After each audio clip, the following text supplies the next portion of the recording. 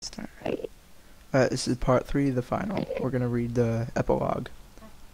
I see the player you mean. Digitamer 789? Yes, take care. It has reached a higher level now. It can read our thoughts. That doesn't matter. It thinks we are part of the game. I like this player. It played well. It did not give up. It is reading our thoughts as though they were words on a screen. That is how it chooses to imagine many things when it is deep in the dream of a game. Words make a wonderful interface, very flexible, and less terrifying than staring at the reality behind the screen. They used to hear voices before the players could read, back in the days when those who did not play called the players witches and warlocks, and players dreamed that they flew through the air on sticks powered by demons. What did this player dream? This player dreamed of a sunlight and trees, of fire and water. It dreamed it created, and it was dreamed it was destroyed. It dreamed it hunted, and was hunted. It dreamed of shelter. Ha! The original interface, a million years old, and it still works. But what true structure did this player create in the reality behind the screen? It worked with a million others to sculpt a true world in the fold of and created it cannot read that thought. No, it has not yet achieved the highest level that it must achieve in the long dream of life, not the short dream of a game. Does it know that we love it, that the universe is kind? Sometimes the noise of its thoughts, it hears the universe, yes. But there is times that it is sad. In the long dream, it creates a world that has no summer. And it shivers under a black sun, and it takes its sad creation for reality. To cure it of its sorrow would destroy it. The sorrow is part of its own private task. We cannot interfere. Sometimes when they are deep in dreams, I want to tell them they are building true worlds in reality. Sometimes I want to tell them of their importance to the universe. Sometimes when they have not yet made a true connection in a while, I want to help them speak the word they fear. It reads our thoughts. Sometimes I do not care. Sometimes I wish to tell them, this world that you take for truth is merely, and I wish to tell them they see so little of reality in their long dream, and yet they play the game. But it would be so easy to tell them. Too strong for this dream. To tell them to live is to prevent them from living. I will not tell the player how to live. The player is growing restless. I will tell the player a story, but not the truth. A story that contains the truth safely in a cage of words, not the naked truth that can burn over any distance. Give it a body again. Yes, player. Use its name. Digitamer 789, player of games. Good.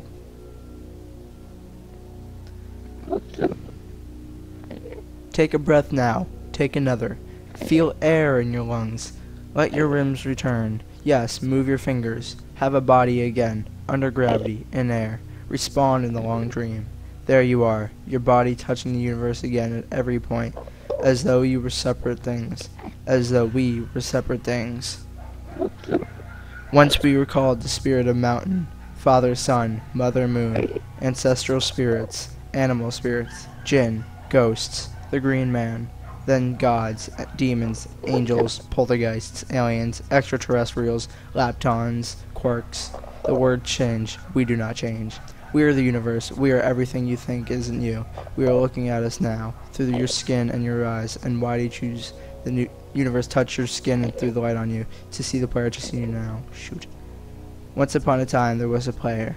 The player was you, Digitamer 789. Sometimes it thought itself human. On the thin crust of a spinning globe of molten rock, the ball of molten rock circled the ball of blazing gas, and it was 330,000 times more massive than it. It was far apart, and the light took 8 minutes across a gap. The light of the information star could burn 150 kilometers. Sometimes the player dreamed it was a miner, on the surface of a world that was flat and infinite. The sun was a square of white. These days were short. There was much to do, and death was a temporary inconvenience. Sometimes the player dreamed he was lost in a story. Sometimes the player dreamed it was in other things, in other places. Sometimes these dreams were disturbing, sometimes were beautiful indeed. Sometimes the player woke up from the dream into another, then woke from that into a third. Sometimes the player dreamed he watched a screen. Let's go back. The atoms of a player were scattered in the grass, in the rivers, in the air, in the ground. A woman gathered the atoms. She drank and ate and inhaled. And the woman assembled the player in her body. And the player awoke into the warm dark of the mother's body, in the long dream. And the player was a new story, never told before, written in letters of DNA. And the player was a new program, never run before, generated by a source code of 1 billion years old. And the player was a new human, never alive before, made from nothing but milk and love. You were the player, the story, the program, the human made from nothing but milk and love. Let's go further back. The 7 billion atoms of the player's body were created long before the game in the heart of a star, so the player too is information from a star. And the player moves through the story, which is a forest of information planted by a man called Julian on a flat infinite world created by a man called Marcus. Shush. Then sometimes the player created a small, private world that was soft, warm, and simple. Sometimes hard and cold and complicated. Sometimes it built a model of the universe with its head, flexive energy movement called. Sometimes it called these electrons and protons. Sometimes it called them planets and stars. Sometimes it believed it was a universe that was made of energy, and that was made of offs and ons, zeros and ones, lines of code. And sometimes it believed it was playing a game. Sometimes it believed it was reading words on a screen. You were the player, reading the words. Shush. Sometimes the player read lines of code on a screen, decoded into words, decoded words into meaning, decoded meaning into feelings, emotions, theories, ideas, and the player started to breathe faster and deeper and realized it was alive, and thousands of deaths not been real. The player was alive. You were alive. And sometimes the player believed the universe had spoken to it through the sunlight that came through the shuffling leaves of the trees. And sometimes the player believed the universe had spoken to it through the light that fell from the crisp night sky of the winter, where a fleck of light in the corner of the player's eyes might be million stars times mass of the sun, boiling its planets to the plasma in order to be visible for the moment so the player walked home as far as dream again. And sometimes the player believed the universe had spoken to it through zeros and ones, through the electricity of the world, through the scrolling words on the screen in the end of a dream. And the universe said, I love you. And the universe said, you have played the game well. And the universe and everything you need is within you. And the universe said you were stronger than you know. And the universe said you were the daylight. And the universe said you were the night. And the universe said the darkness you fight is within you. And the universe said the light you seek is within you. And the universe said you are not alone. It's a lot to read. And the universe said you are not separate from every other thing. And the universe said you are not the universe tasting itself, talking to itself, reading its own code. And the universe said, I love you because you are love. And the game was over, and the player woke up from the dream, and the player began a new dream, and the player dreamed again, dreamed better, and the player was the universe, and the player was love. You are the player. Wake up. Rise and shine.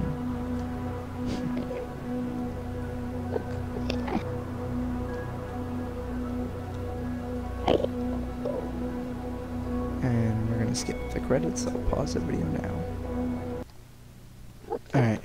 20 years from now, you will be more disappointed by the things that you didn't do than by the ones you did do. So throw off the bowlines, sail away from the safe harbor, catch the trade winds in your sail, explore, dream, discover.